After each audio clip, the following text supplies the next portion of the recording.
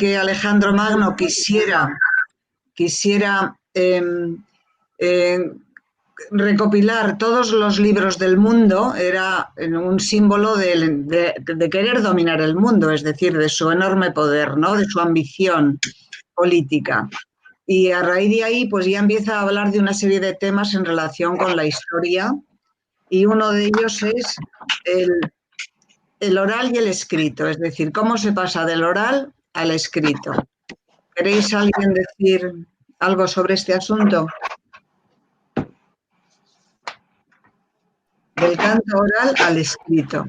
Si queréis os leo un poco lo que dice Irene Vallejo, ¿eh? Dice: el bardo memoriza y recita, memoria colectiva de grandes gestas. Las musas, las hijas de Mnemosine, que es la diosa de la memoria, como sabéis, es la que guía a estos bardos, porque ellos aprenden de memoria y lo recitan y lo cantan. Tened en cuenta que el griego es una lengua tonal, entonces el recitado es muy musical también, está muy relacionado con la música. Y que tanto la Odisea como la Ilíada se eran conocidas por el público a través de estos espectáculos orales. Y que esa oralidad es un poco la infancia de la historia, dice Irene Vallejo. Y que es curioso como también el cine mudo, esas asociaciones que hace entre el pasado y el presente, en el cine mudo estaba la figura de los explicadores, que eran gente contratada para ir diciendo en voz alta lo que pasaba en la pantalla. Iban relatando lo que se veía en las imágenes. Y, por ejemplo, Kurosawa, vosotros sabíais que Kurosawa, yo no lo sabía, el gran director de cine, fue primero explicador, o sea, porque él realmente se crió en el mundo del cine, aprendió allí todos los requisitos del arte y de la industria del cine, y también habla de Bob Dylan, un poco porque al darle el premio Nobel, pues también se ha reconocido el valor de la oralidad, digamos, como arte, ¿no? En el caso de Bob Dylan. Hombre, ahí Irene Vallejo hace una ironía diciendo que si llegara un día en que a los raperos, etcétera, etcétera, también les darían el Nobel, ¿no? Por cierto, que se dice Nobel y no Nobel, os lo digo. Yo ya me estoy acostumbrando. Y pide la palabra Antonio. Quería decir, a raíz de lo que estaba Gloria comentando, que dos cosas. Una, las costumbres, la costumbre que hay en algunos conventos todavía de religiosos, de que cuando están comiendo, están en el refectorio, mientras comen, hay uno de ellos que se sube a una pequeña tarima y lee libros relacionados con el rollo que ellos traen allí. Pero me acuerdo que la última vez que estuve en Cuba, estuve en una fábrica de tabacos y allí se seguía lo mismo. Es decir, que mientras estaban todos los operarios haciendo los puros y tal, había una persona que leía libros. No libros religiosos, sino libros evidentemente literarios, ¿no? Entonces, no me acuerdo exactamente lo que estaban leyendo, pero era costumbre allí de leer mientras la gente trabajaba. Y mi padre, cuando era joven, trabajaba en una fábrica y entonces, a una hora determinada, se subía en una mesa y a todos los obreros que estaban allí les leía el periódico, ¿no? Costumbres que han llegado prácticamente hasta nuestros días, ¿no? Solamente quería decir eso.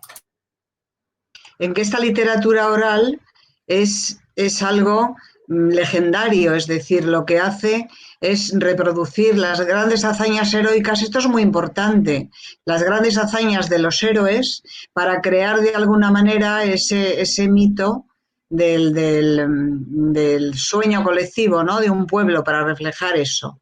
Y como quiere hablar José Luis, le damos... Nada, como era al hilo de la palabra hablada y tal, no sé si me desvío, creo que no, pero bueno, que a mí me ha chocado,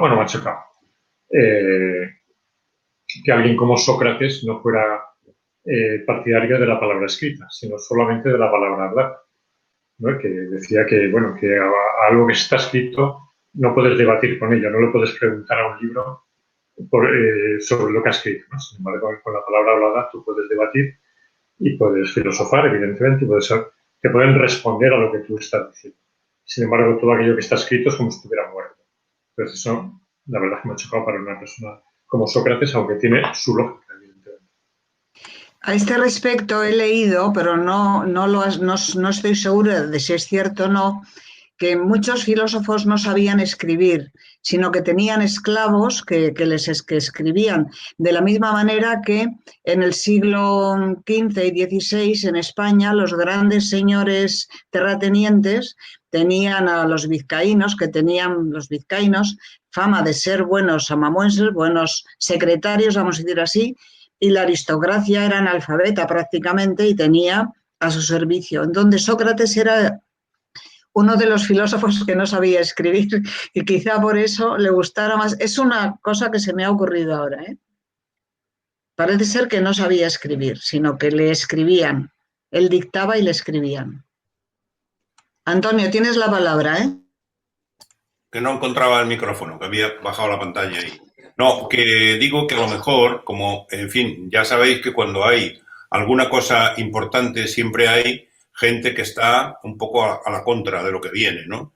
Y que cree que eso va a causar una sensación tan grande que va a eliminar ciertas cosas, ¿no? Ha pasado con todos los grandes acontecimientos. Entonces puede ser que Sócrates estuviera en esa fase, digamos, de estar en contra de una gran novedad que se presentaba y que él pensaba que iba a acabar con algo, ¿no? Y yo lo he leído con esa idea, ¿no? Pues ahora esto da pie para el siguiente tema que plantea Irene Vallejo, que es el nacimiento de la escritura. A mí esto me parece fundamental, ¿no? Que hablemos de ello. Así que os doy la palabra, porque claro, del pasar del oral al escrito necesita que haya una tecnología, como dice ella, un artefacto que permita fijar lo que se lleva el tiempo, es decir, no hay un método de conservación del lenguaje mejor que la escritura. Entonces, la escritura supone la permanencia de lo escrito, de aquello que está escrito, mientras que el oral solo pervive en la memoria de aquellos que lo llevan en su cerebro, ¿no? En su memoria. Y entonces, el nacimiento de la escritura, ¿queréis que hablemos de ello? Porque me parece un tema interesantísimo. A ver, ¿quién quiere intervenir sobre este tema de cómo nace la escritura? Y lo que supone, claro, porque no es solamente fijar el mensaje, dejarlo permanente, dejarlo fijo, sino algo más que sucede a nivel personal, individual, del individuo, claro, y a nivel individual, personal, cognitivo, emotivo, emocional de cada uno de los individuos, pero también a nivel social. Eso provoca cambios sociales. Y si queréis, hablamos de los dos aspectos de la escritura. Me imagino que a mí me ha impresionado mucho este tema, aparte de que me interesa muchísimo, me llama mucho la atención, me ha gustado mucho este tema, así que os doy la palabra. ¿Alguien quiere intervenir? Supone. A ver, José Luis. Bueno, yo no iría de momento, bueno, sí, se puede ir tan lejos, pero a mí me ha chocado también lo del inicio de la escritura, cuando se empieza con signos, en piezas, en cerámicas, en vasos, esas cosas, y me ha llamado también la atención que algo así que ponía que lo primero, o una de las cosas primeras que se vieron escritas era una lista de propiedades no sé, no recuerdo de dónde, en la que ponía la lista de propiedades y el valor. Entonces, parece que decía que, curiosamente, aunque el cálculo pueda ser más complicado que la escritura, se supo antes aprender a contar, a sumar, en fin, se aprendió antes el cálculo que la escritura. Y luego las primeras escrituras eran un poco, evidentemente no eran complejas, eran listas de propiedades, etc.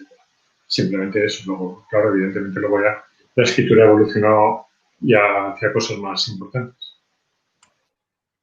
Sí, es que hay dos cosas. Una es tener en cuenta que es cierto, los primeros documentos, digamos, donde el mensaje oral, que es un trozo de vida después de todo, es un fragmento del tiempo, ese mensaje oral, que puede ser una conversación, pero puede ser también un fragmento de vida, como por ejemplo, ¿cuántas ovejas he vendido este año en el mercado, no? sí es cierto que los primeros documentos escritos son listas o reflejan la vida económica sobre todo. Es decir, pues las propiedades, las ventas, las compras, etcétera. Es decir, la vida cotidiana es un fragmento de vida que queda así fijado y gracias a eso la hemos conocido, ese es su valor. Pero es que hay otra cuestión, y es que las primeras escrituras, los primeros sistemas de escritura, y eso insiste mucho Irene Vallejo, lo que dibujaban, porque la escritura es dibujar, es hacer un dibujo en una superficie determinada, dibujaban ideas u objetos, dibujaban cosas. Las primeras escrituras más primitivas, pues es como lo que hacemos con los palitos para contar el tiempo, ¿no? 1, 2, 3, 4, o los votos, ¿no? De una forma muy primitiva. Hacemos 4 rayitas y vamos después diciendo a contar. Pero dibujar ideas, como dice ella, creo que ella lo dice mucho mejor que yo, no sé, pero algo más o menos dice así. En los primeros escritos dibujaban ideas u objetos que son infinitos, ¿vale? Entonces, tanto la escritura ideográfica, también pues llega un momento en que los dibujos, vamos a decir, de las ideas se van complicando, porque uno puede dibujar una casa, pero ¿cómo es una casa pequeña? Hay que hacerla más pequeña, es decir, eso es muy complicado y crea sistemas muy complejos. Entonces, la gran revolución de la escritura, tal y como la conocemos ahora, es dibujar sonidos. Dibujar sonidos, es decir, las grafías reproducen sonidos, de manera que con 27 dibujos o grafías, 27 o 22, no sé cuántos son, en el alfabeto, se pueden representar infinitas ideas. Porque ¿cuál es el contenido? ¿Qué podemos decir con la combinación de todos esos sonidos? Todos. Es decir, el gran invento de la escritura es conseguir que lo que está en el papel, en el papiro, en la tablilla, en el pergamino, en donde sea, en cualquier superficie, reproduzca la forma natural del lenguaje. La forma natural del lenguaje, nosotros no hablamos con ideas, hablamos con sonidos. La forma de transmitir las ideas es el sonido. Entonces esa es la gran revolución. De hecho, dice el creador de este sistema, esta es la gran revolución de la escritura. Esto que supone, atención, el cambio de la lectura oral a la lectura escrita, pero también de lo que decía Antonio, el ejemplo que ponía Antonio, a la lectura silenciosa. A mí esto me ha parecido magnífico, porque la lectura silenciosa es la comunicación íntima entre el escritor y el lector. Cuando habla de, no se sabe quién difundió el sistema de los 22 signos gráficos, dice así, algo así. Él vivió en el siglo VIII antes de Cristo, viajero que aprendió de los mercaderes fenicios, que parece que ya tenían este sistema. Aprendió de sus improvisados maestros la mágica herramienta que permitía atrapar la huella de las infinitas palabras con solo 22 simples dibujos. Infinitas palabras con solo 22 simples dibujos. Pensad en esto. Tened en cuenta también que la teoría de la comunicación, que es una ciencia moderna del siglo XX, dice que el lenguaje tanto oral como escrito es el sistema de comunicación más eficiente. Quiere decir, con menos elementos, gastando menos bytes. Sabéis que el byte es la unidad digital binaria, ¿no?, de comunicación, gastando menos bytes y puede comunicar múltiples e infinitos mensajes. No se ha visto un sistema más eficiente que este, tanto en la lengua oral como en la escrita, porque tened en cuenta que usamos 22 sonidos también para combinar todas las palabras a través de las cuales estáis recibiendo este mensaje. Dice, supo apreciar la audacia del invento. Al mismo tiempo descubrió que la escritura fenicia contenía acertijos. Atención, solo se anotaban las consonantes de cada sílaba, dejando al lector la tarea de adivinar las vocales. Los fenicios habían sacrificado la exactitud en aras de una mayor facilidad, una mayor economía. Por ejemplo, el árabe y el hebreo, como sabéis, son lenguas que muchas veces las vocales no aparecen, son meros signos encima de las consonantes, todavía conservan este sistema. Y hay otra ley de la teoría de la comunicación moderna, que al hablar de comunicación me refiero a todos los sistemas de comunicación, mecánicos, electrónicos, digitales, etc. Habla de la redundancia, es decir, nuestra escritura es redundante, todavía gastamos más de lo que necesitamos. También podríamos suprimir las vocales, porque si tú lees AMR dices amor o amar, ¿no es verdad?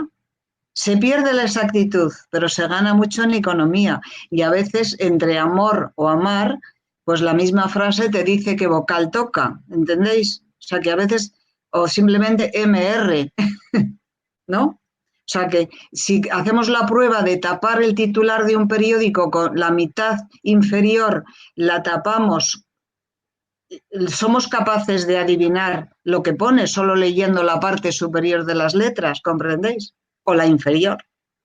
A veces un letrero que le faltan, se han roto 7 palabras, lo leemos igualmente, ¿no es cierto?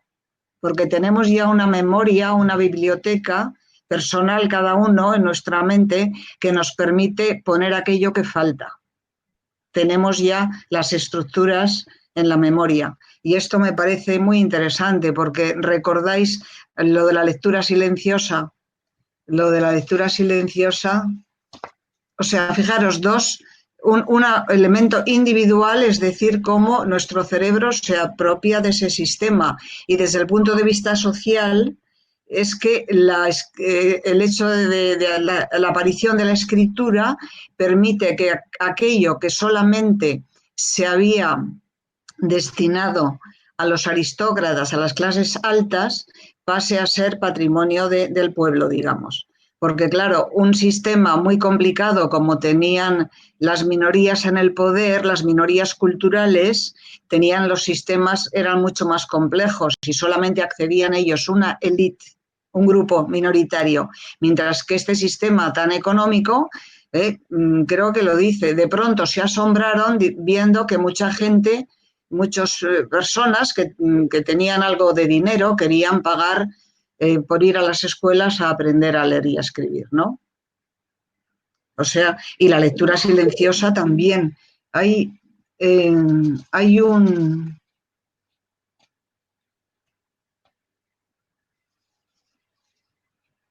aquí cuando dice en Hesíodo, el primer escritor con conciencia individual, dice que se le aparecieron las 7 musas, le enseñaron su canto, le insuflaron su don y pusieron en sus manos una vara de laurel.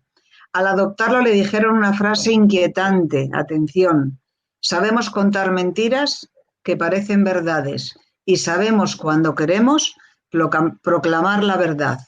Es una de las reflexiones más antiguas sobre la ficción. ¿Qué es la ficción? Esa mentira sincera, dice, y tal vez una confesión íntima. O sea que la ficción como gran mentira, ¿no? También contada, que contiene la verdad, esa paradoja, que refleja también la naturaleza del ser humano. Y yo no quiero hablar tanto. A ver, Antonio. A ver si os animáis, porque está la cosa muy fría hoy. Y tenemos que estar aquí, Gloria y yo, haciendo decir una cosa, y es que esto que acabas de decir, Gloria, de la verdad y de la mentira, es lo que hoy son los fake news.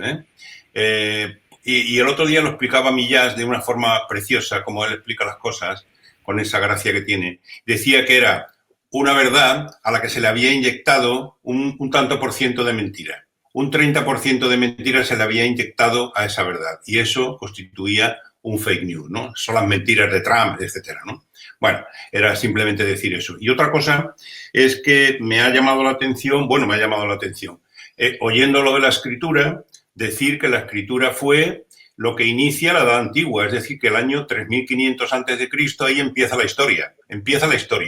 Y es, por lo tanto, un hecho fundamental, ¿no? Porque acaba la prehistoria y empieza la historia justamente en el año 3500 antes de JC, y empieza la historia ahí. Por lo tanto, es importante. Y ya me he acordado, mientras estabas tú hablando, que en el año 3000 se funda Cádiz, es decir, que un poquito después de aparecer la escritura, aparecen los fenicios en Cádiz y años más tarde un historiador romano importantísimo, que era gaditano, que se llamaba Tito Livio, dice en uno de los sitios, dice, emprendió un peligroso viaje desde el rincón más remoto del mundo, o sea, desde Cádiz a Roma. Muy bonito. Y bueno, podía decir más cosas, pero me callo. El año 3000, la rueda, se inventa la rueda. Es decir, que estamos en un periodo de unos descubrimientos trascendentales para la humanidad. Ya no sé si tú lo tendrás apuntado, Gloria, pero Eco dice que el libro forma parte de las cosas que no se pueden volver ya a inventar, porque ya después de eso, y está la rueda, está el libro, etcétera. Bueno, me callo para que habléis los demás, a ver si os calentáis un poco. Hay 3 palabras pedidas, José Luis, creo que Inma y Adela, pero quería decir que esto lo hablamos luego en lo del libro, sí que está anotado, sí. Y lo hablaremos también de la lectura silenciosa, porque es un logro tan impresionante también la lectura, la gran revolución individual es la lectura silenciosa. Bueno, pues José Luis, Inma, habías pedido la palabra, ¿verdad? ¿No? Bueno, pues Inma no. ¿Quién había pedido? Ah, perdón, Carmen Marsal, vale. Pues entonces José Luis, Carmen y Adela, que se ha marchado, pero que estará por ahí detrás. José. Sí, nada, muy breve, porque además ha pasado un poco ya es un poco, es broma, pero no tanto.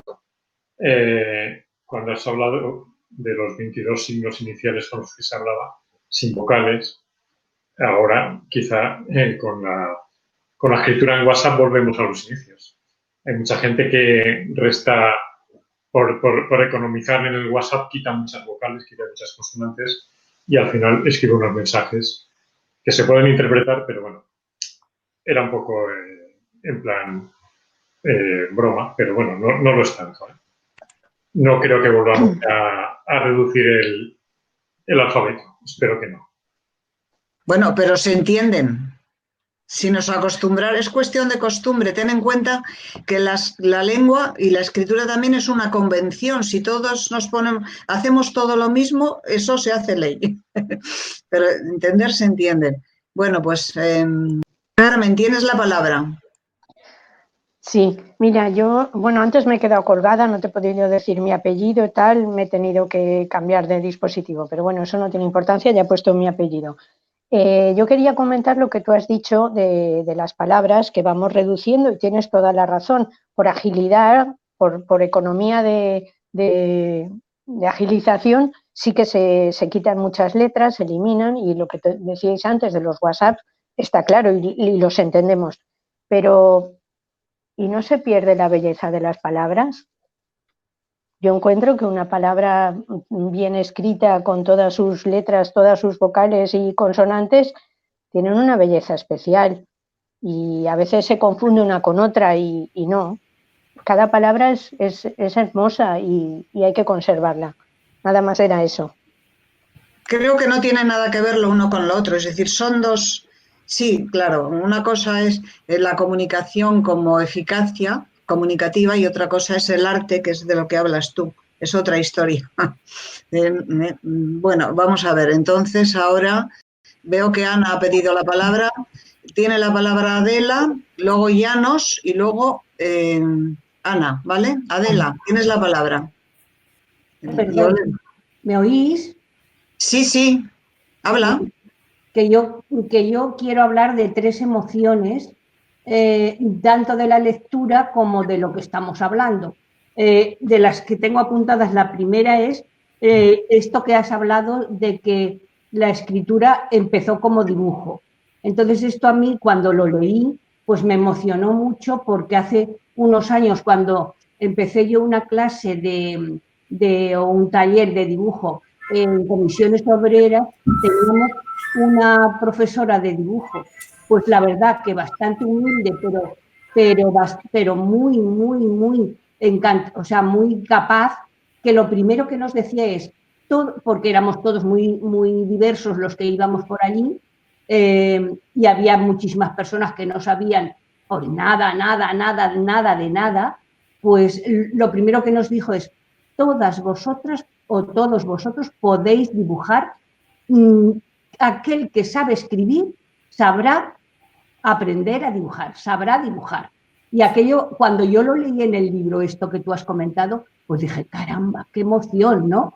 Por haberlo vivido y por esta persona que ya no sé lo que sabe, no sé lo que sabría con el libro, desde luego, por supuesto, no estaba, pero no sé lo que sabría, pero ya su idea era de que todos podíamos dibujar si sabíamos escribir. Otra emoción ha sido cuando has hablado de la corte de las palabras.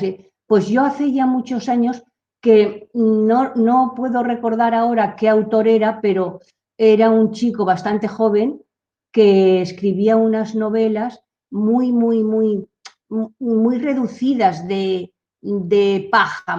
Entonces eran muy cortitas, pero todo lo que decía era muy, muy interesante, y la novela merecía mucho la pena. Y entonces yo dije, caramba, a mí esa es la escritura y la novela que a mí me gusta. Y entonces ahora al hablar tú de que gastamos muchísimas más palabras, muchos más signos de los que necesitamos, pues digo, está clavado, está clavado. Y con respecto a la belleza que ha dicho Lola, yo creo que encontraremos otra belleza, porque siempre todo, cuando va evolucionando las cosas, perdemos unas bellezas, pero encontramos otras. Y eso, a mí eso me parece muy interesante. También puedo decir, que esto es una anécdota, que mi padre, que terminó su vida laboral siendo director de un banco, pues decía tenía que decir muchas conferencias para muchas cosas. Y él siempre decía que él podía estar tranquilamente haciendo su conferencia porque su padre le había, de alguna manera, algunas veces le obligaba a ponerse allí de pie y leer el periódico. Y eso también es emocionante.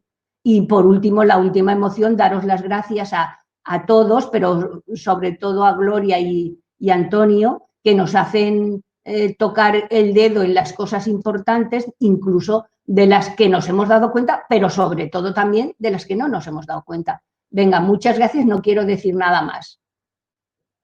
Pues gracias a ti, Adela. Tiene la palabra Ana Tormo y luego Llanos, ¿vale? Ana, tienes la palabra.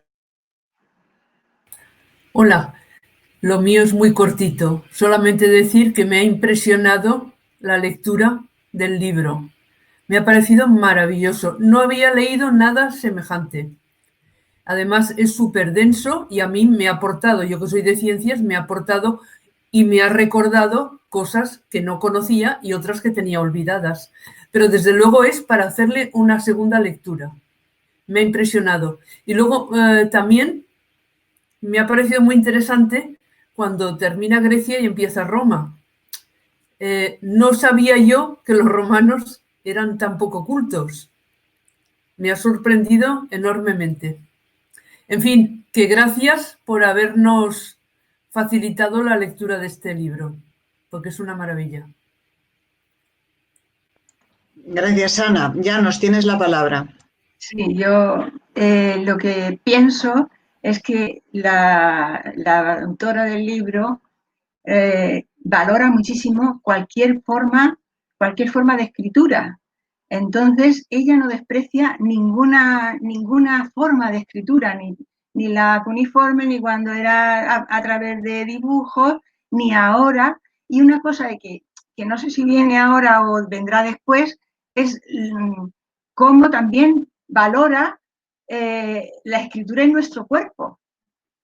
Entonces dice que nosotros somos un soporte de la escritura y entonces hasta valora las cicatrices que tenemos, los tatuajes, las pecas. Para mí es un descubrimiento que, y ahora mismo, y cualquier cosa que habla nunca desprecia las nuevas tecnologías. En eso de que ahora reducimos y tal, pues sí, es otra forma. Y de hecho se han puesto de moda los microrelatos y los cuentos otra vez y tal, porque yo creo que es una forma de expresión, otra forma de expresión. A mí me ha gustado mucho. Ya. Antonio, tienes la palabra. decir lo mismo que ha dicho Llanos. Es decir, que me emocionó mucho eso que habla ella del lenguaje, de la escritura del cuerpo, ¿no? Lo de las cicatrices, lo de las pecas, etcétera, a lo largo de la vida y tal, es muy bonito. Y me recordó que ella también lo menciona, pero no lo había llegado a leer, lo de la película Memento, ¿no? De Nolan. Pues lo que luego seguramente tú comentarás, ¿no?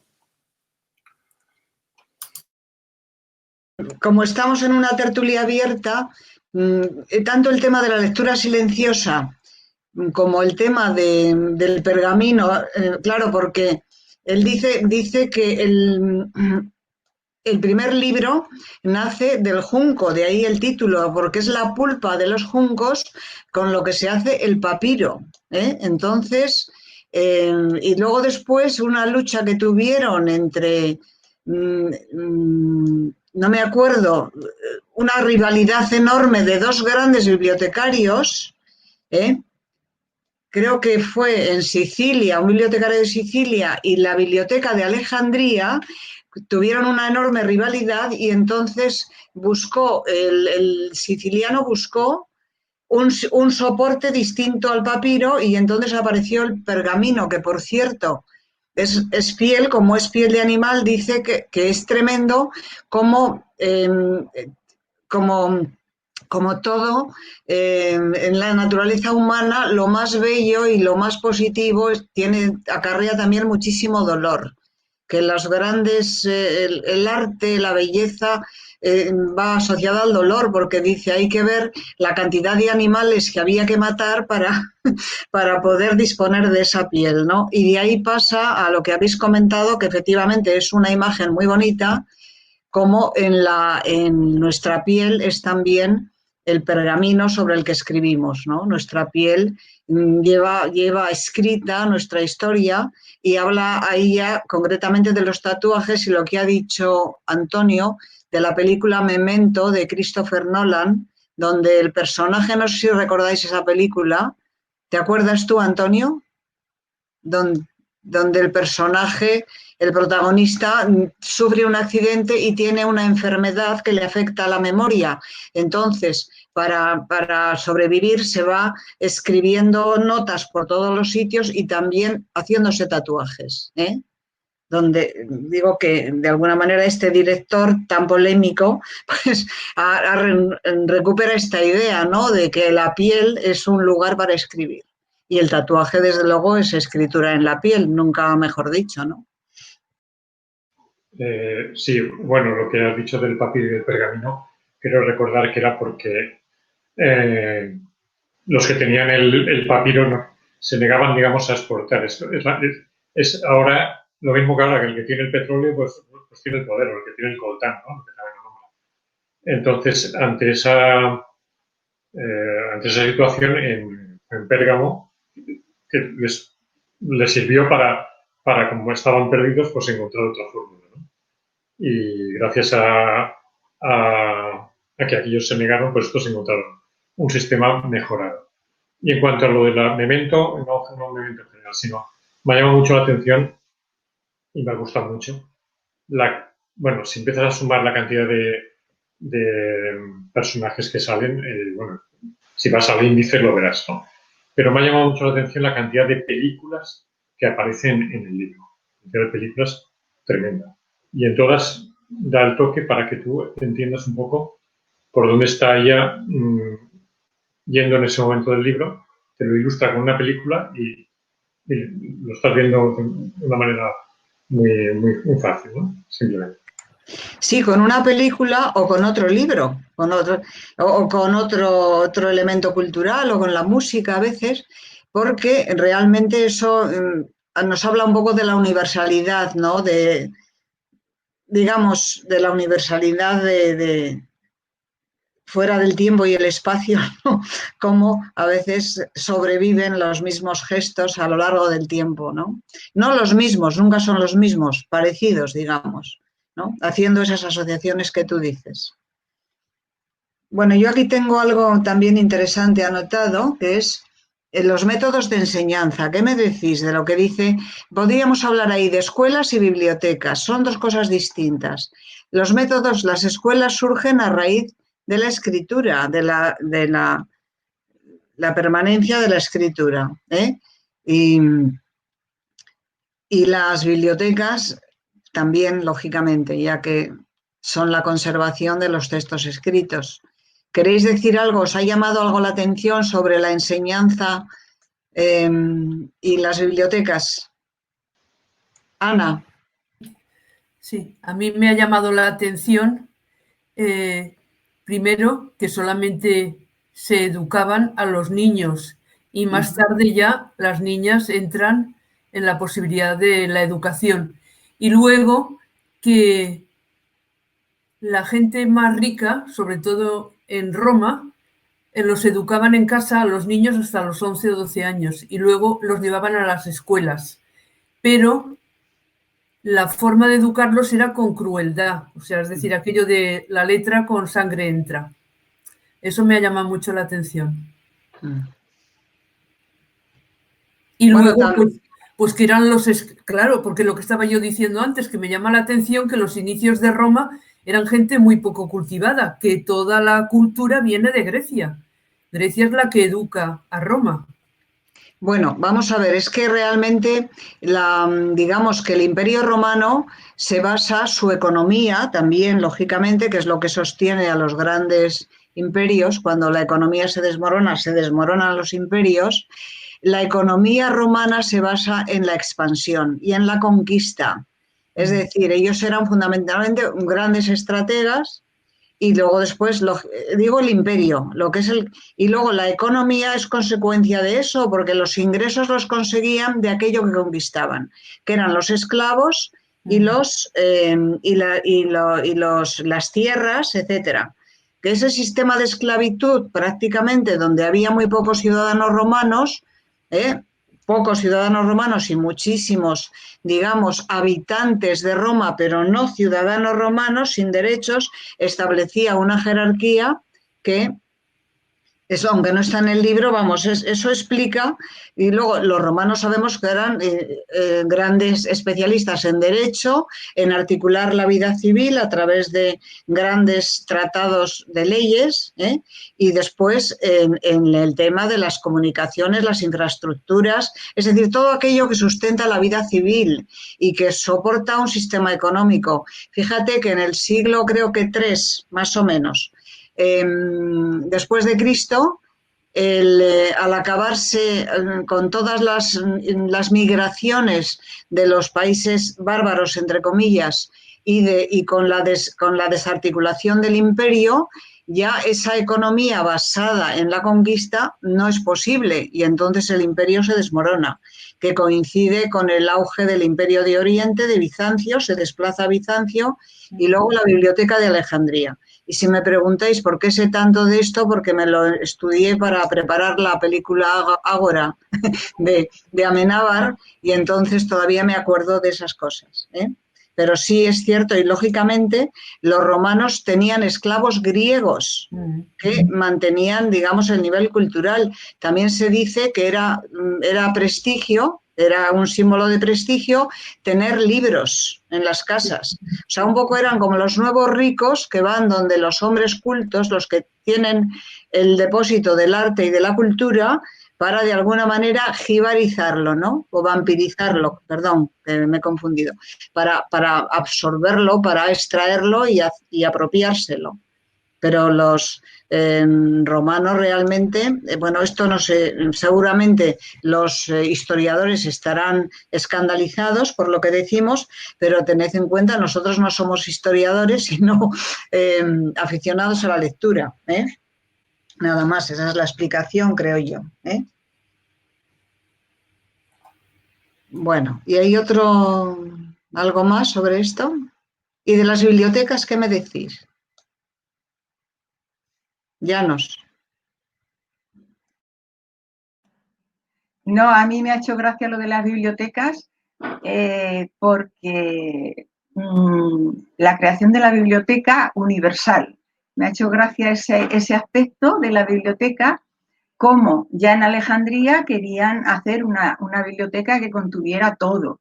Y ahora, y cómo nos va explicando, a lo largo, como Borges, lo que estaba diciendo antes el compañero, cómo va evolucionando la idea de la biblioteca universal hasta llegar a Internet, que es una biblioteca universal.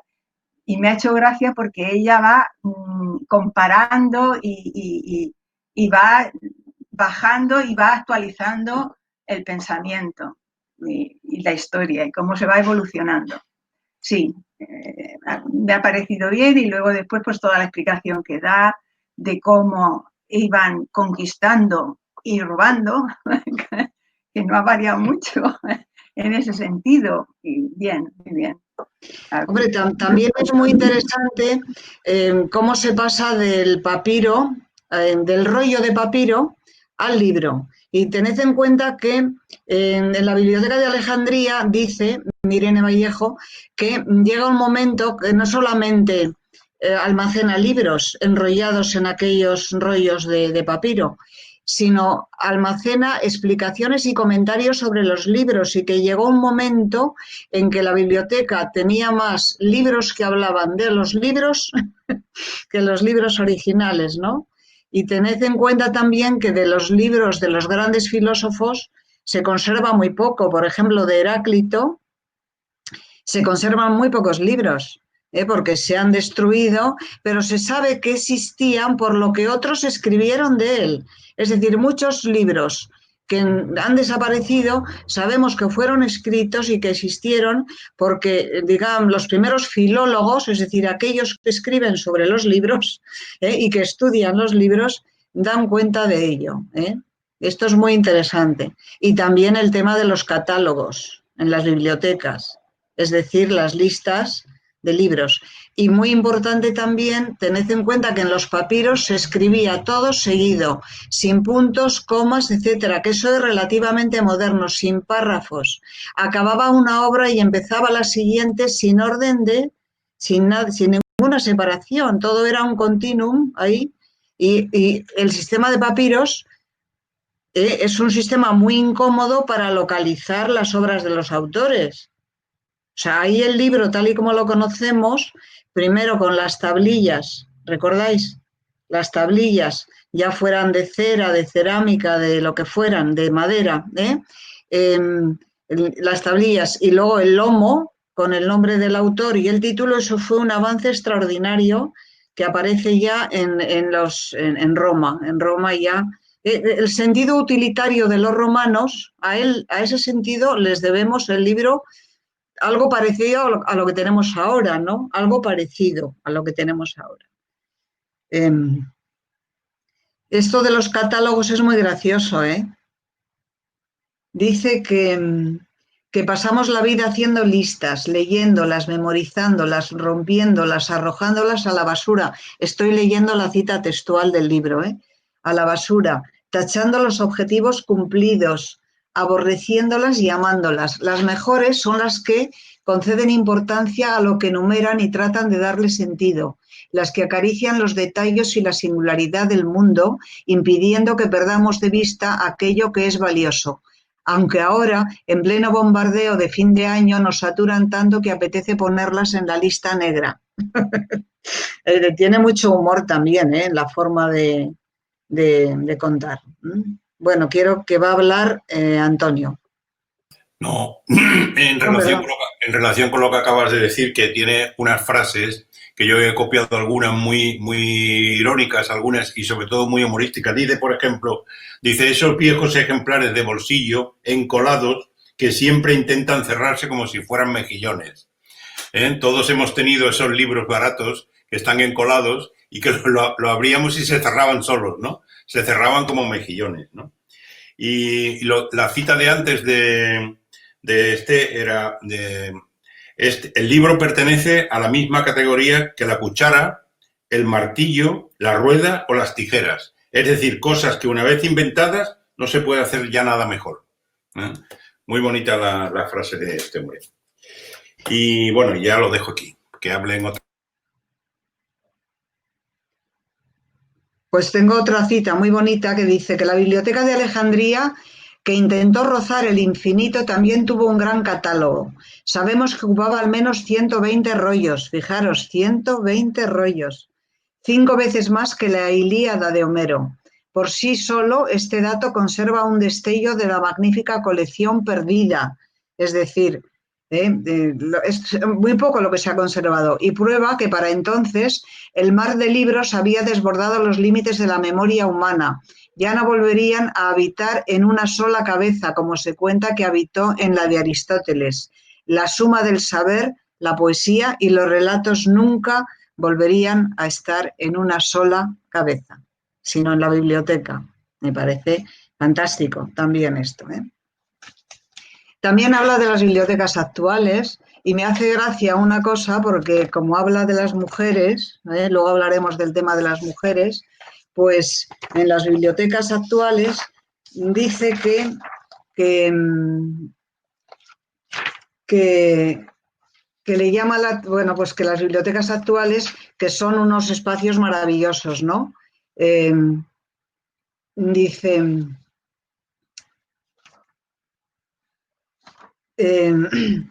bueno, lo recuerdo nada más, que le llama la atención que la bibliotecaria actual, moderna, no se parece en nada a la de Qué bello es vivir.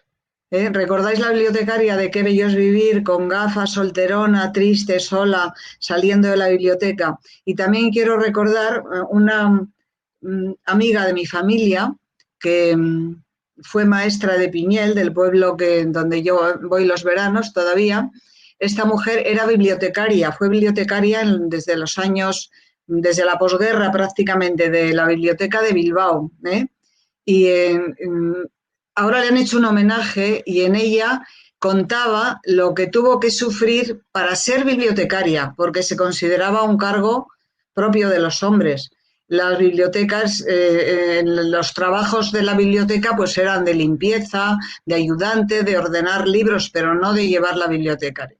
Y esta fue una de las pocas mujeres en aquellos años que consiguió por oposición, como se hacía porque eran bibliotecas de la Diputación o bibliotecas municipales, llegar a ser la bibliotecaria y lo que tuvo que pasar la pobre mujer para que, de alguna manera, la cantidad de zancadillas que le pusieron, ¿no?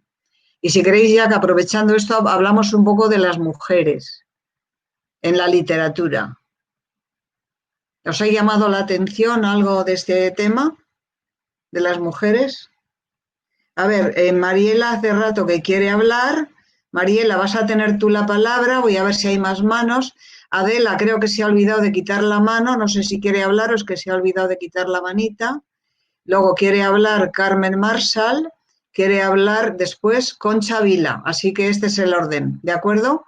Cuando acabe una, empezáis la siguiente.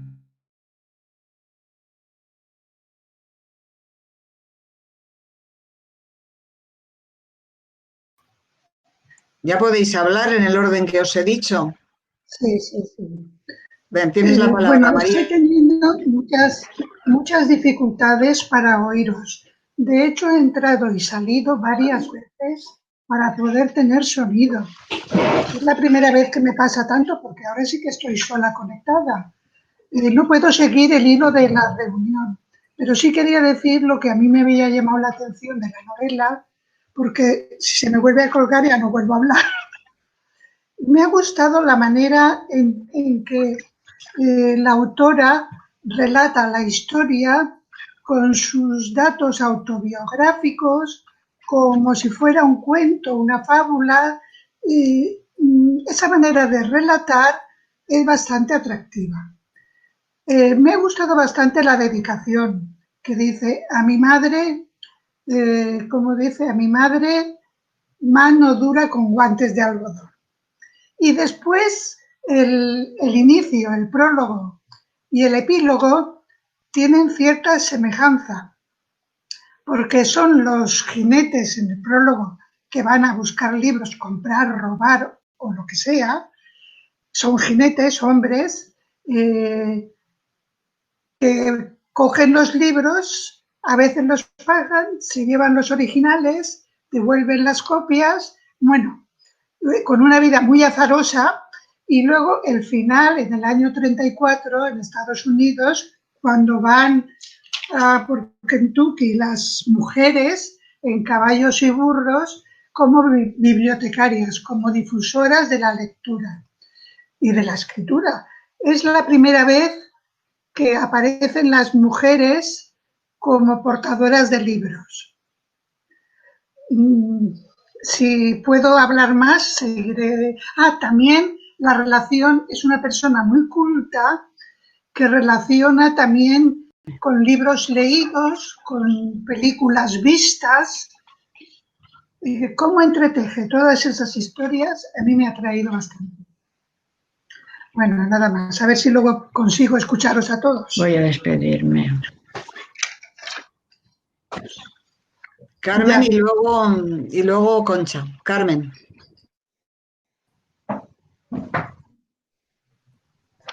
Vale, a mí me ha gustado muchísimo un trocito, un texto que dice, voy a leer solo una parte. A lo largo de los tiempos han sido sobre todo las mujeres las encargadas de desovillar la noche de la memoria de los cuentos. Han sido las tejedoras de relatos y retales. Durante siglos han devanado historias al mismo tiempo que hacían girar la rueca o manejaban la lanzadera del telar. Ellas fueron las primeras en plasmar el universo como malla y como redes. Anudaban sus alegrías, ilusiones, angustias, terrores y creencias más íntimas. Teñían de colores la monotonía, entrelazaban verbos, lana, adjetivo y sedas, bueno, etcétera. Sigue el texto. Me ha parecido precioso. Primero, porque aúna las dos cosas, la oralidad, el contar las historias y luego el trabajo que hacían las mujeres, que era de tejer o de coser o de lo que fuera. Y luego en el mismo texto al final ella dice, yo no sé ni coser ni bordar, pero sí que le cuento historias a mi hijo, igual que me contaba a mí. Y me parece precioso la oralidad, que es súper importante. Antes, al principio, Gloria, has hablado de ello. Me parece súper importante. A todas las personas nos gustan que nos cuenten una historia. A los niños es lo más emocionante contarles historias.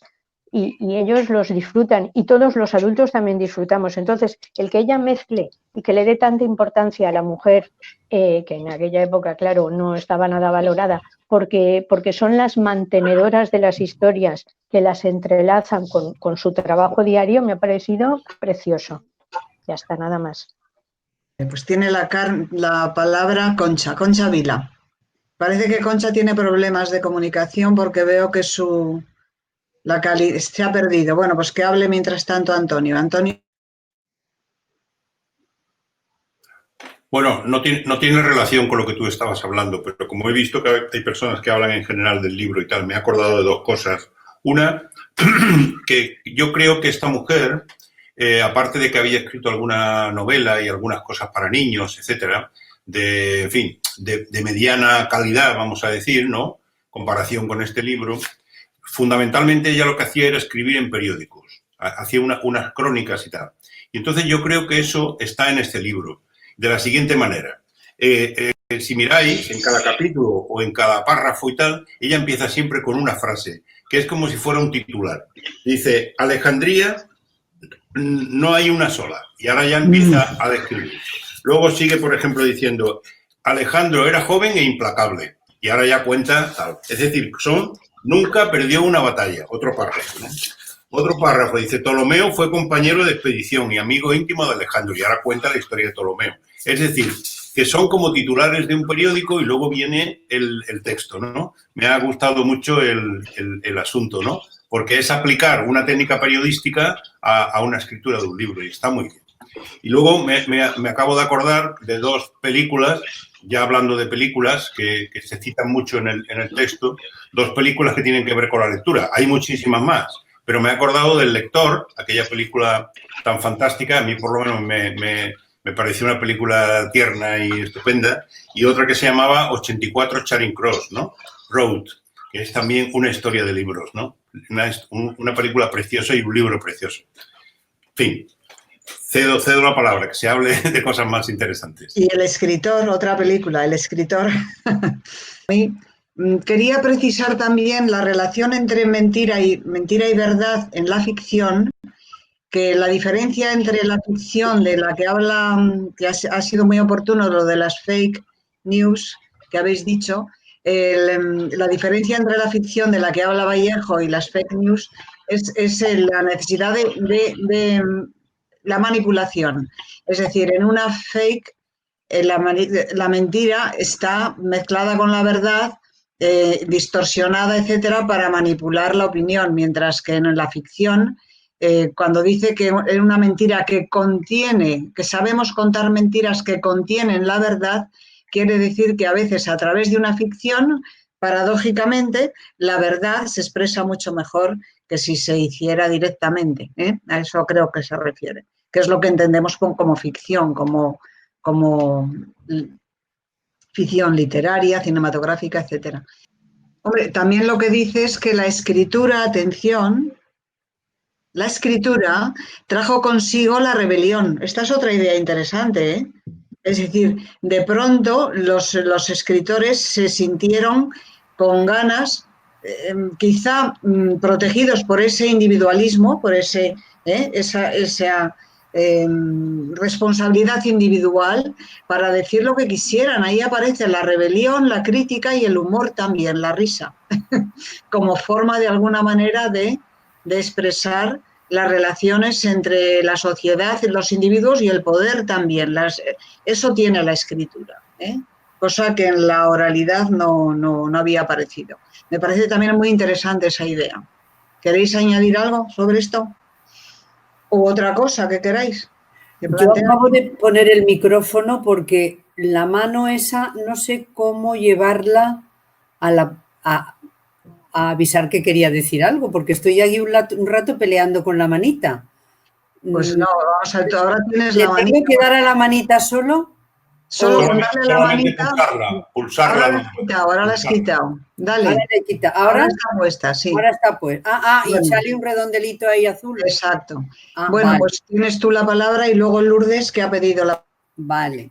Pues yo quería dar las gracias infinitas por la maravilla del libro que hemos leído, porque pudiendo ser algo complicado, lo ha hecho tan ameno y tan comunicativo dentro de lo que es la lectura relacionada con lo que habéis comentado del cine, de la música, de la pintura, me ha emocionado. El libro me emocionaba página a página.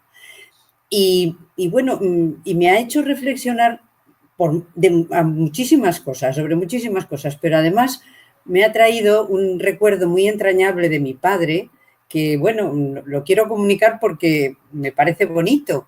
Y es que él comentaba que a mí me gusta mucho coser y cada vez que me veía delante de la máquina de escribir, que además era la de su madre, porque quedó en casa de mi padre y luego me la traje yo, me decía que le recordaba a su madre que era una gran narradora de historias, porque además dice que siempre le hablaba de Dios cuando estaba cosiendo a máquina.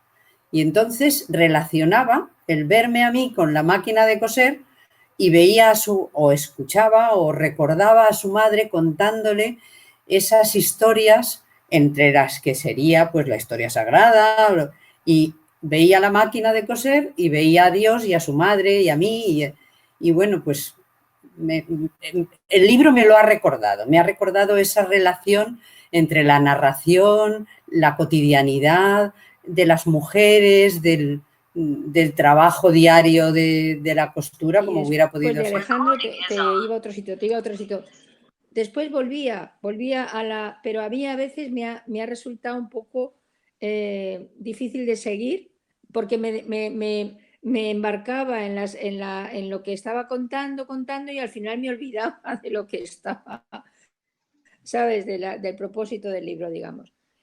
Y con todo y con eso, creo que lo volveré, si no a leer, a releer y a apuntarme cosas muy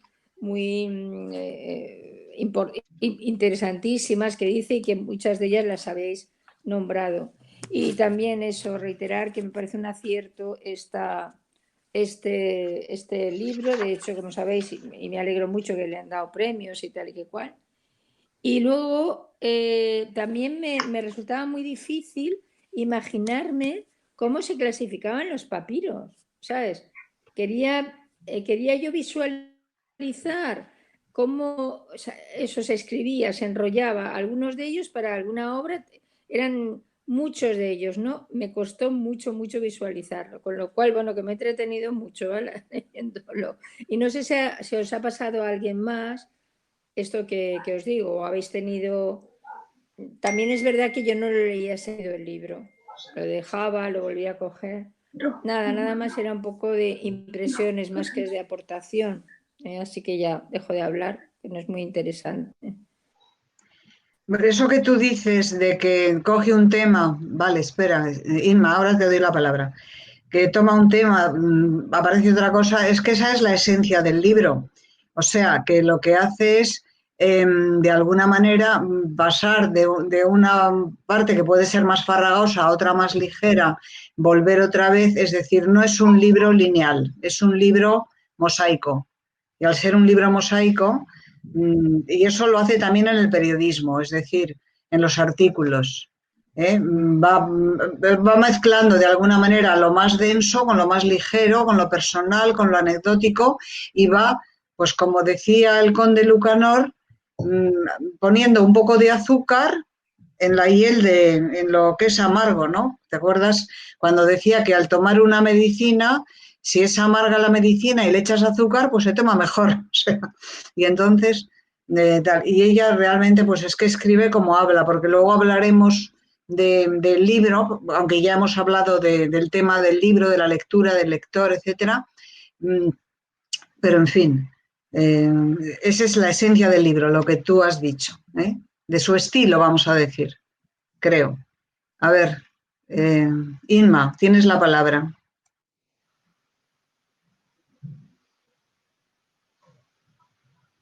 Inma, tienes que acostumbrarte, que ya sé que cuesta, a quitar, eso es. Perdona, lo siento, me he lanzado a hablar.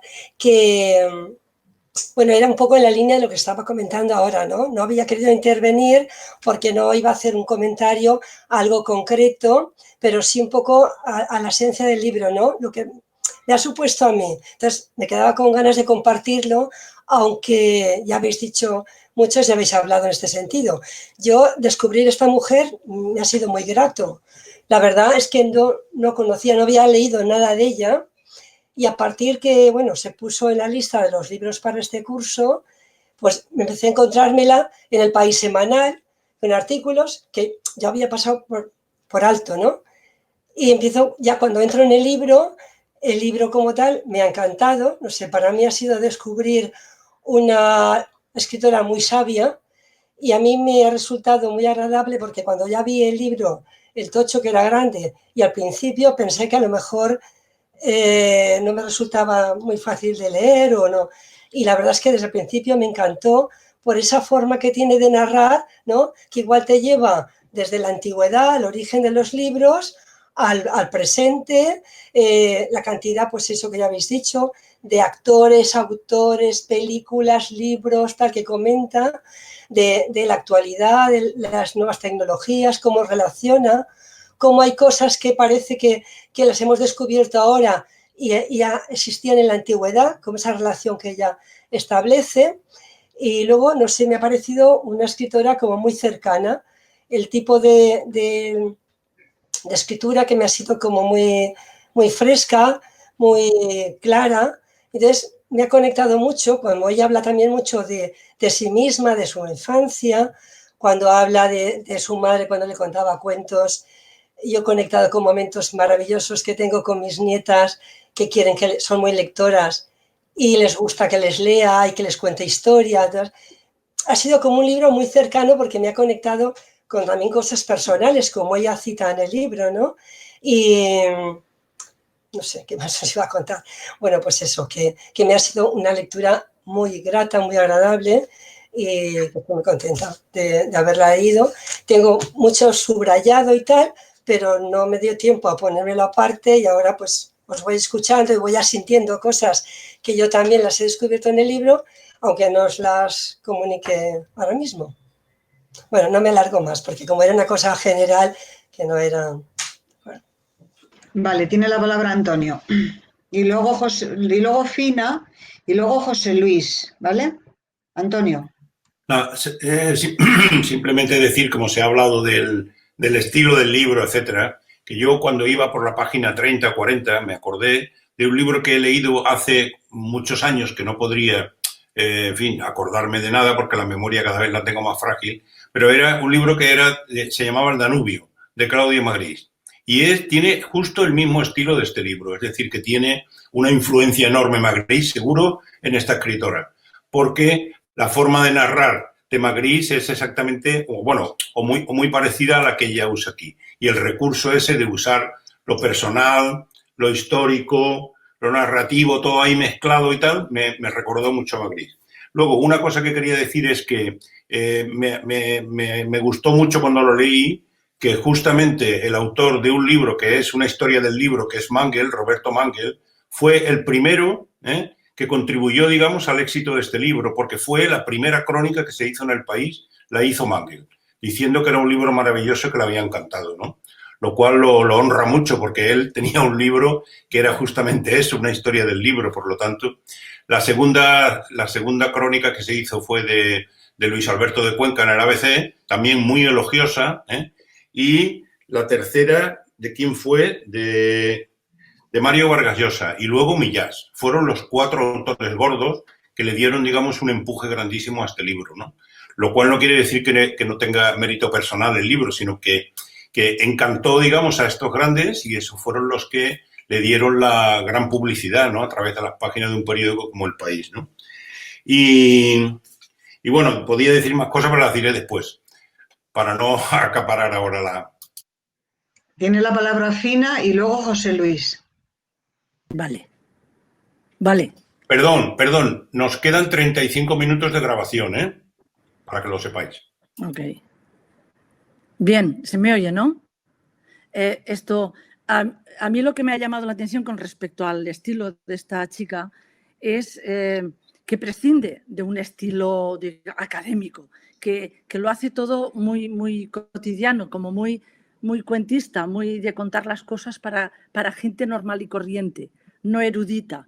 Y esto es, en cuanto al estilo de la obra, te llama la atención. Y luego, en cuanto a la estructura, me ha parecido que ella, al menos ya había momentos en que decía, esta mujer vuelve otra vez para atrás, como que iba dando saltos, ¿no? Que la ves como un poco enredada, ¿no? Bueno, o liosa, pero luego te das cuenta que realmente, que lo tiene ella todo muy, muy premeditado. No sé, eso en cuanto al estilo. Y luego, ¿qué voy a decir? Cuando leí las primeras páginas y nombró el Cuarteto de Alejandría y el poeta Cavafis al principio, en fin, ya me tenía en sus manos, porque me recordaba a mí aquellas lecturas de cuando tenías 20 y poco años, ¿no? Entonces ahí ya me tenía en sus manos, ya eso que dices, esta chica está conmigo. No tengo nada más que decir. José Luis. Sí, vale, yo también estoy de acuerdo en que la forma en que lo ha escrito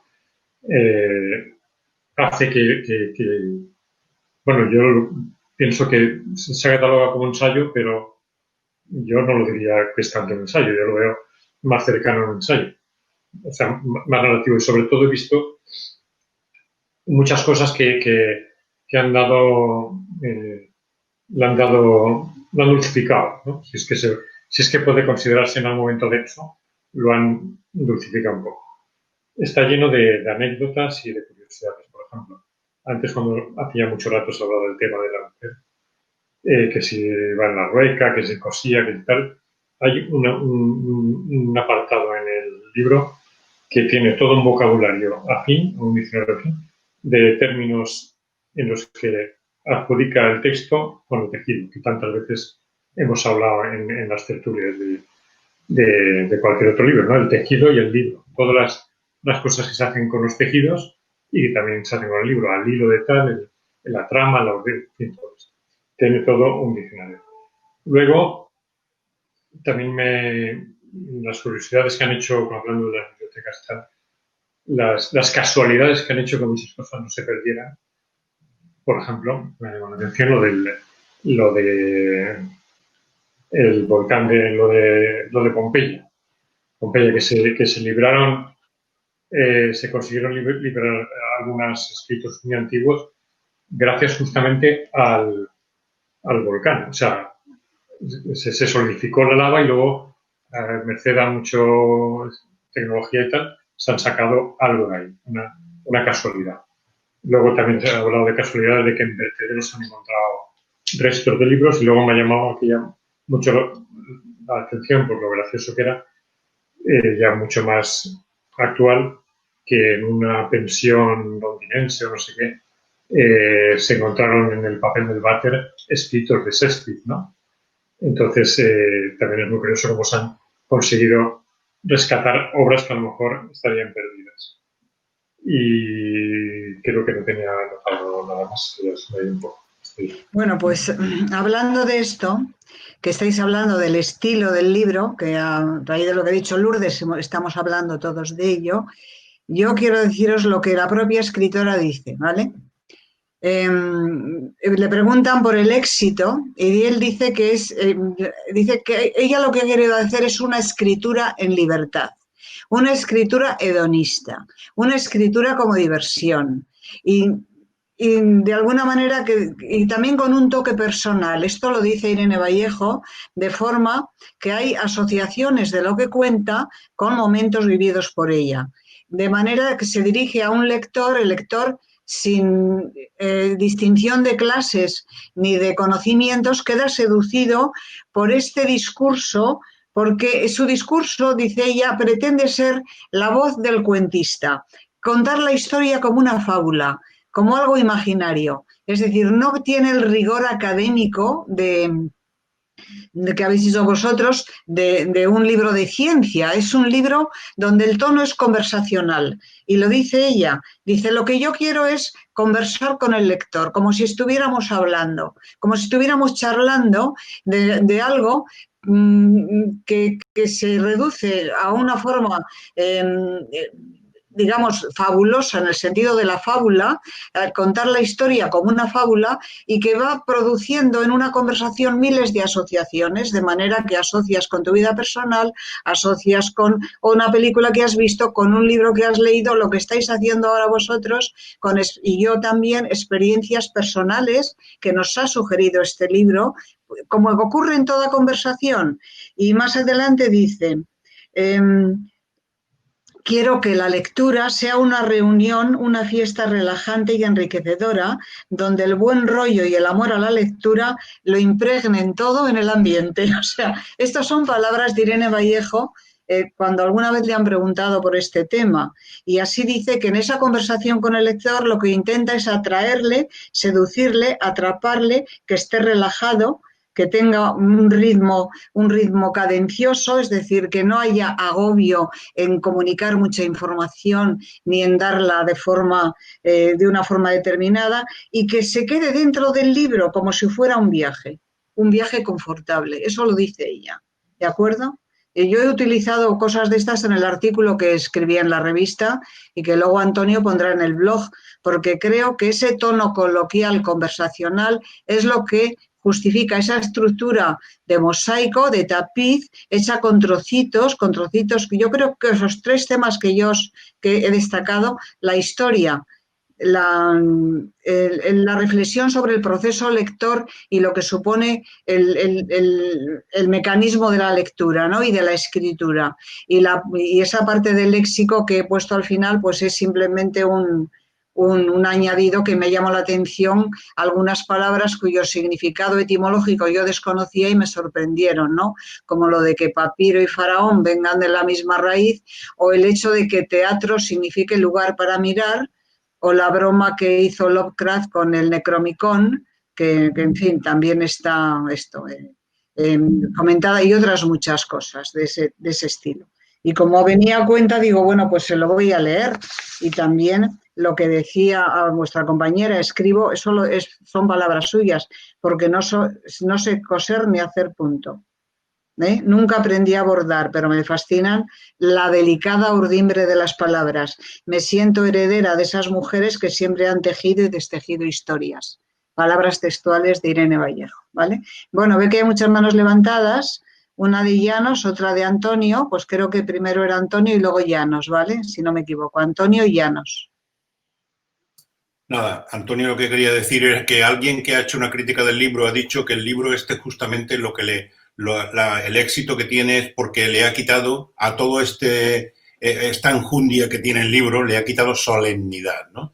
Que la solemnidad es lo que ella le ha quitado y que lo ha hecho asequible a que cualquier persona pueda leer cosas tan difíciles de leer como es la invención del libro, la invención de la escritura, que está en tratados muy tal, y ella, sin embargo, le ha quitado solemnidad a todo eso, como que toda esa cultura y todo ese conocimiento lo puede leer cualquiera y cualquiera puede saber y es lo que ha intentado hacer, ¿no?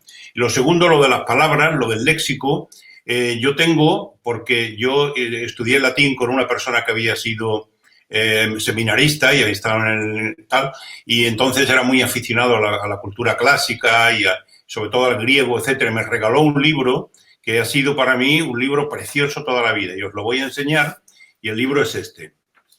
No sé si se ve. Diccionario etimológico de helenismos españoles. Es un libro fantástico, porque aquí están la etimología de todas las palabras castellanas que proceden del griego. Y efectivamente he mirado las que ella cita, teatro, papiro, etcétera, y están todas aquí.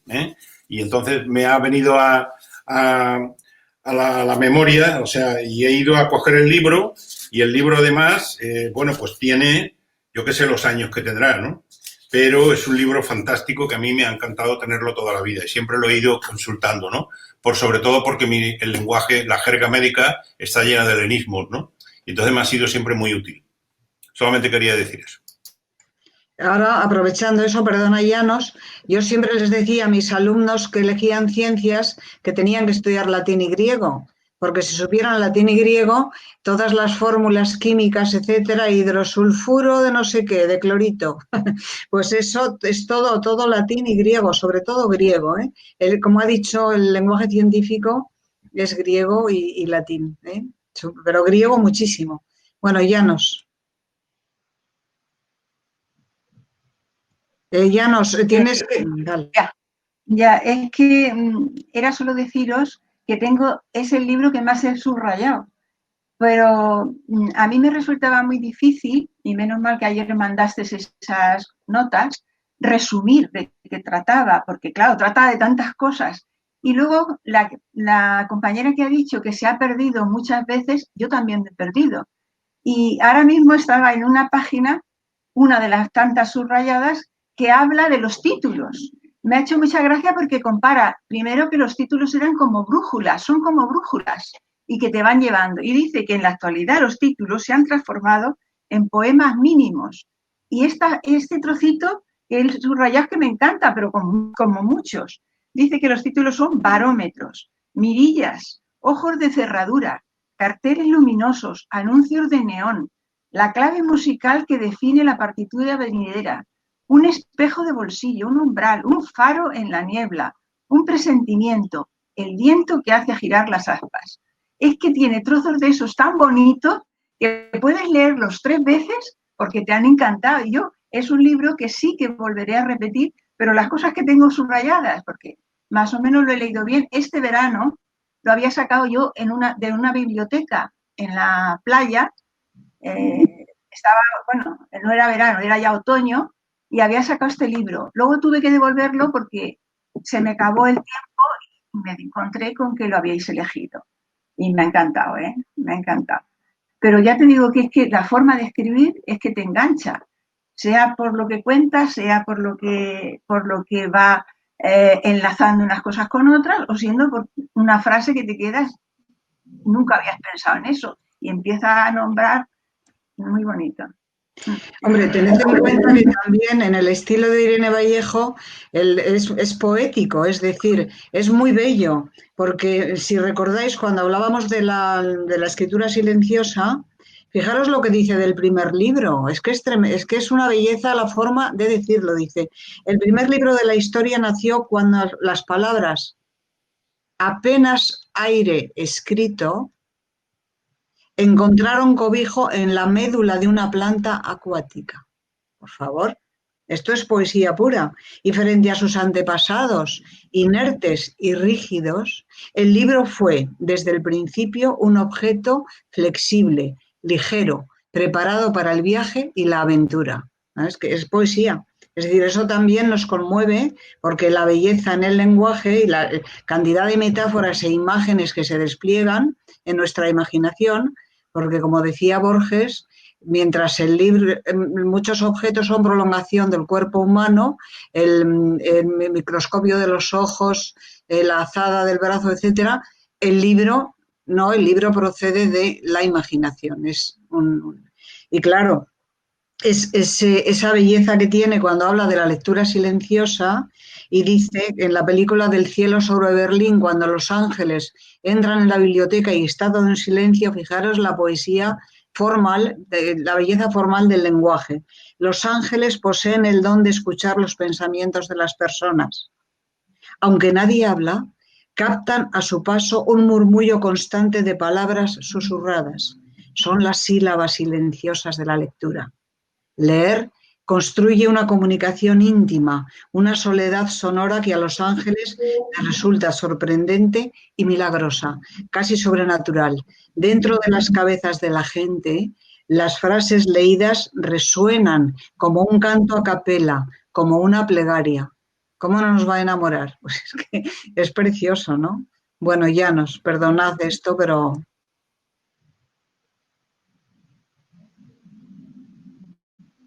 Llanos, el micrófono. No, ya había acabado hoy, ¿eh? No, pero tengo muchas frases, pero las que hemos leído todas. No, yo respecto al libro, lo que yo he llamado el proceso lector, dentro de, porque parece una estructura dispersa, pero no lo es, ¿eh? Si separamos toda la parte anecdótica, personal, las asociaciones con películas, con libros, con óperas, etcétera, separamos, va surgiendo la historia perfectamente, vuelve a la historia. Y a mí hay cosas que me han llamado la atención. Por ejemplo, cosas que no sabía, claro, sobre la amante de Sócrates, ¿vale?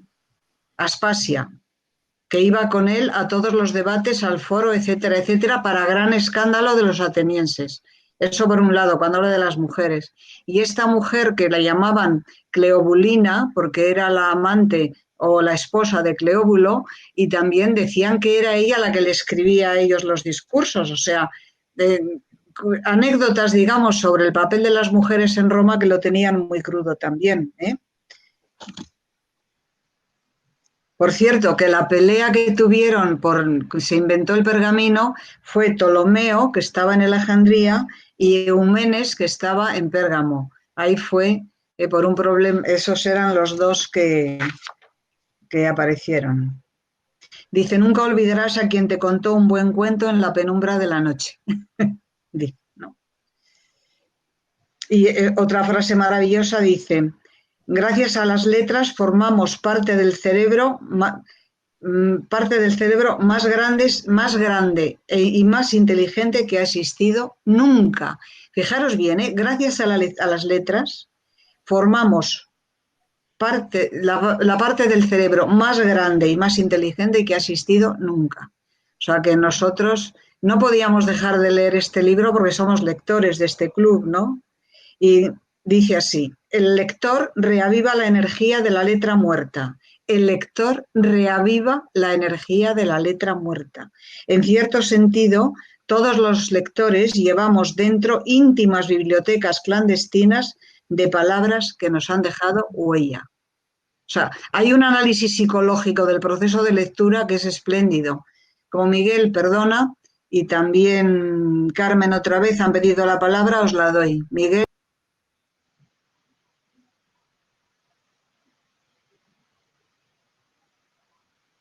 Miguel, puedes hablar y desactiva el micrófono. Sí, no, es que creía que me habías dicho después. Bueno, yo simplemente quería comentar que es un libro que me ha gustado mucho.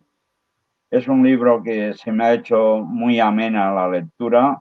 Al principio un tanto farragosa, porque desconocía toda la etapa histórica y tal, pero luego es un libro que me ha gustado mucho, que lo considero un libro también, en mi caso al menos, instructivo, porque me ha dado a conocer muchas cuestiones que desconocía y es de fácil lectura y realmente me ha encantado formar parte de este club y además no solo del club, sino de la lectura de los libros.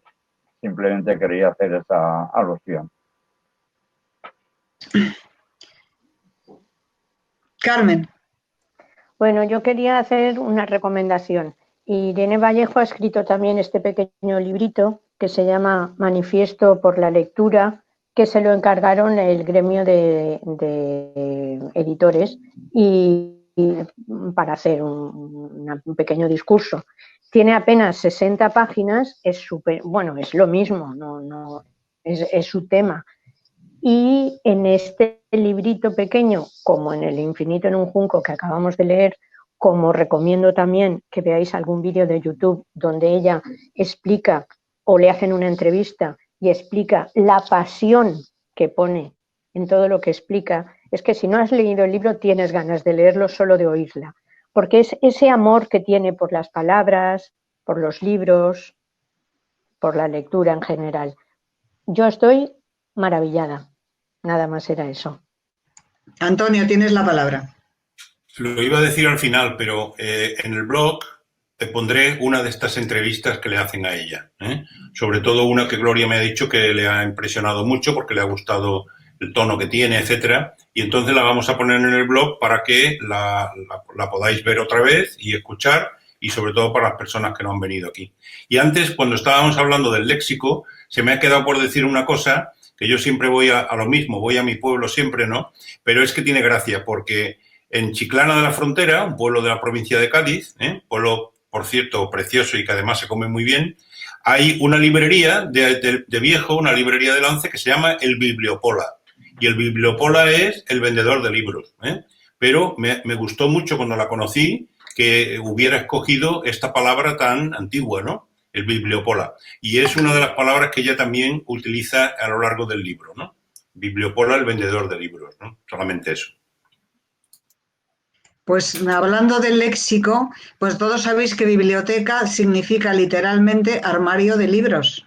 Lugar, que era un mueble, un armario. En realidad, la biblioteca de Alejandría eran unas estanterías, unos armarios, y no esos edificios que pone Amenábar en la película. O sea, la biblioteca como edificio es muy posterior, muy moderna, digamos. Aparece, pero entonces, claro, vinoteca, armario de vinos, etcétera, etcétera. Y hablando del proceso de lectura, ¿qué finura psicológica tiene? Porque efectivamente, si pensamos en el proceso, cuando escribimos, una vez que el pensamiento queda dibujado, como decía Adela, en la hoja, es ya letra muerta, por cierto, que es un título de la novela de Juan José Millás, ¿no? Es letra muerta, es decir, la letra, el pensamiento muere, acaba, cuando queda inmovilizado, porque como dice bien la mitología clásica de Eros y Tánatos, es decir, Eros es el movimiento, es la vida, es la creación, y Tánatos es el cese del movimiento, es la quietud, es la muerte. Entonces, cuando el pensamiento que es vivo, que es creado, surge de la mente y se convierte en escritura, es ya un pensamiento muerto, ya queda ahí fijado para siempre. Y por eso esta frase, el lector, ¿cuándo vuelve a surgir? Cuando el lector lo hace vivir. Esto es fantástico, es decir, es un proceso infinito, un bucle infinito que va de la lectura a la escritura y de la mente a la escritura y al lector y de la vida a la muerte continuamente. Por eso somos tan felices, creo, leyendo libros aquí.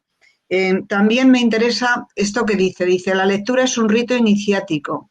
Cuando un niño se hace adulto y pasa a formar la parte del mundo adulto, es cuando entiende las letras. Es un paso siempre emocionante hacia la edad adulta. Sella una alianza, desgaja una parte superada de la infancia, Se vive con felicidad y euforia. Es una fiesta cuando un niño aprende a leer. ¿Quién iba a imaginar que el mundo entero estaba engalanado con cadenetas de letras como una gran verbena? Otra imagen, otra imagen. Y las metáforas textiles vienen a cuento de un personaje que ella menciona que se llama Hiparquia de Maronea, a la que una mujer increpa en el ágora, en el mercado, diciendo que qué hace ella hablando con los hombres cuando tenía que estar tejiendo. Y dice a este respecto Irene Vallejo, dice, después de todo, quizá Hiparquia pensaba con humor juguetón que la mente es un gran telar de palabras. Todavía entre nosotros, en la terminología literaria, se continúa empleando esa imagen de la narración como tapiz. Seguimos hablando con metáforas textiles, de tramas, de urdimbres, de hilar relatos, de tejer historias.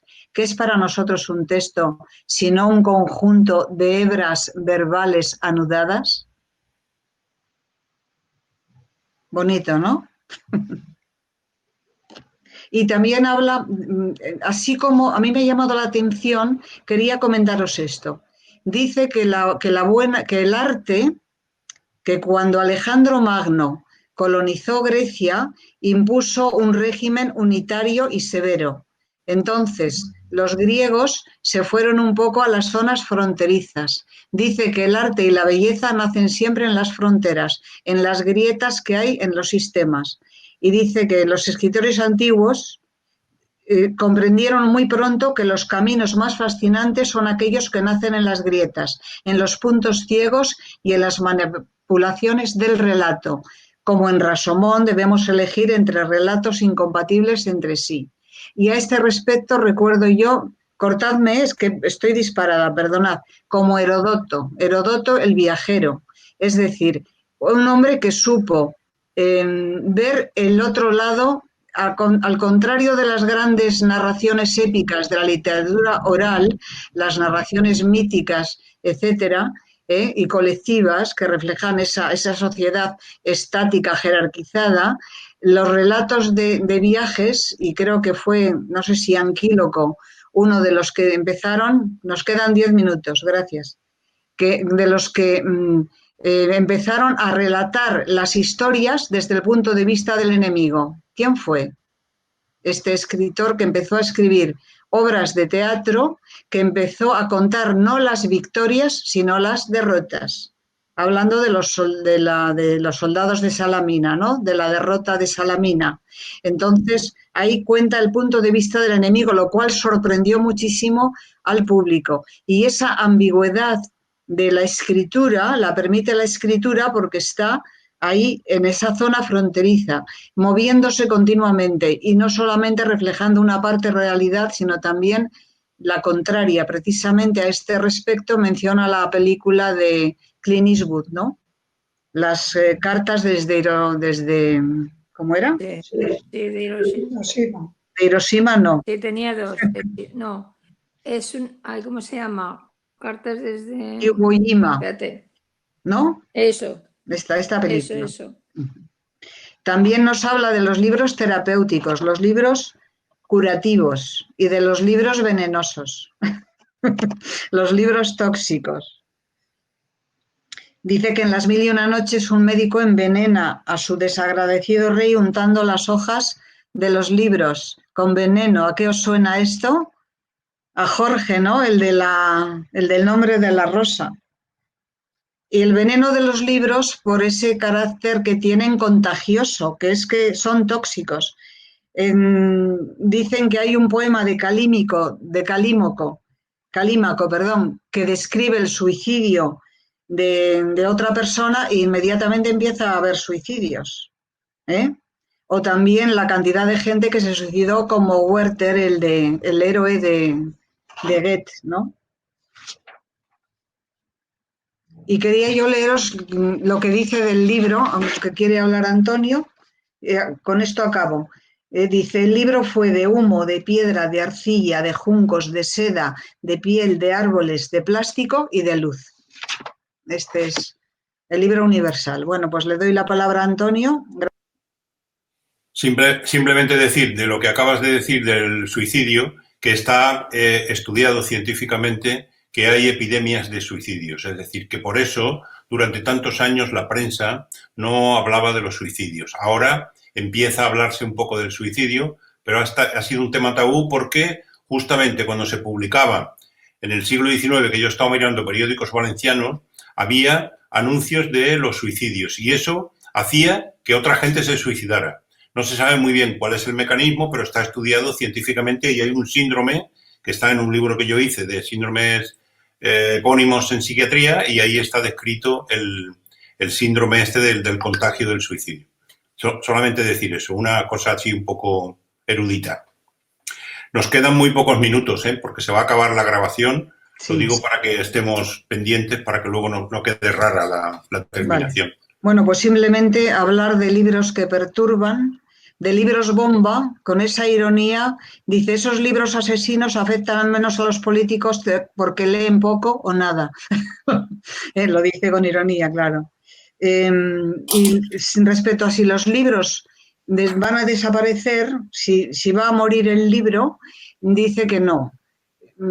Cuenta la historia, el ejemplo de que si el poeta Marcial fuera a casa de Irene Vallejo, seguramente se asombraría mucho de los teléfonos, de todos los artilugios que hay, de los sitios de donde salen sonidos, de las radios, de las televisiones, pero tendría muchísimo terror a ese mundo hasta que llegara a la biblioteca y viera un libro y dijera, bueno, esto me suena, ¿eh?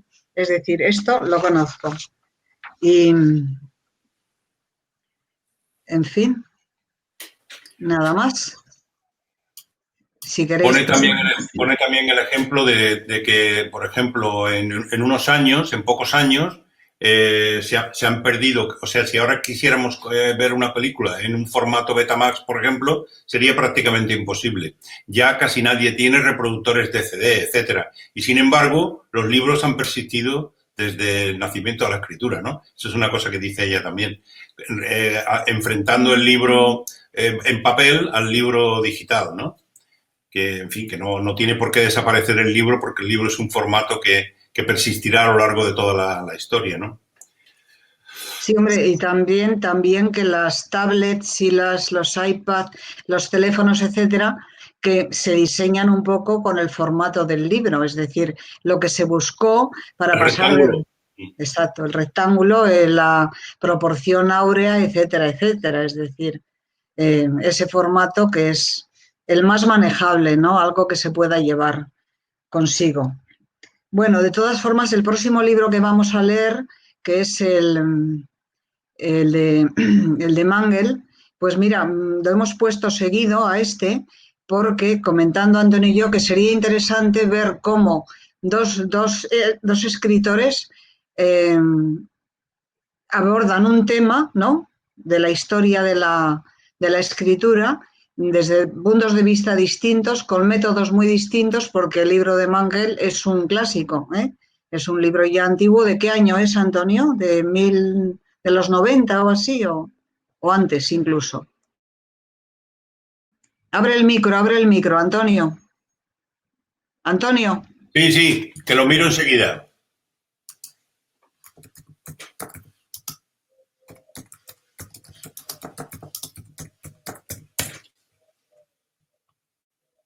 Tertulia será sobre el libro de Mangel y podremos así tener elementos comparativos. Tened en cuenta que lo comentábamos ayer Antonio y yo, que Irene Vallejo no intenta hacer ciencia, porque ha sido muy criticada por los historiadores, porque piensan que no es suficientemente rigurosa o que puede ser inexacta, y eso de quitarle solemnidad a los clásicos, como dice ella y ha comentado Antonio, molesta, como si los clásicos solo fueran accesibles desde una minoría, desde una élite, y ella lo que quiere es acercarlos, porque yo creo que fundamentalmente es una divulgadora, es una persona que lo que hace es quitar el miedo a la gente y que se atreva de alguna forma a leer eso, que con muchísima humildad es lo que yo quería hacer con el Quijote en las tertulias, es decir, perder el miedo al libro y que cualquiera sepa que se puede acercar a él, ¿eh?, como un libro más, como una lectura, porque muchas veces esa especie de altura en que situamos a los clásicos para mirarlos desde abajo, pues hace que no los conozcamos cuando al leerlos se ve que son tan accesibles como cualquier otro escritor moderno, ¿no? Y nada más. Alberto Mangel, sí. El libro es de la primera edición de 1996. En España se publicó en la primera edición en España en 1998 y luego él hizo varias revisiones y una importante que hizo en el año 2001. O sea que este que yo tengo es el antiguo, pero hay otro más moderno que está realmente añadido y muy corregido y aumentado, que se decía antes. Y ya para acabar, ¿qué os parece que cólera sea la primera palabra de la Ilíada y la Eneida, no? Minuto. Eso, que es interesante, ¿no? Ver cómo esta primera palabra, pues luego después tiene el tema de la ira tiene una gran continuidad en la literatura, ¿eh? Y de la violencia. La ira de Shakespeare, Conrad y Rulfo. Y nada más, yo creo que hemos dicho muchas cosas del libro y se pueden decir muchas más, pero no mejores que las que hemos dicho aquí, ¿eh? Pues muchas gracias por estar aquí y por participar y pasar este buen rato. La plataforma ha funcionado muy bien, como veis, y yo creo que no es cuestión de plataforma, sino de suerte y también de que tengamos los dispositivos lo más ajustados posible ¿eh? Ahora observaré cómo ha quedado la grabación, que no sé si habrá quedado bien o mal, y ya veremos. Bueno, vale.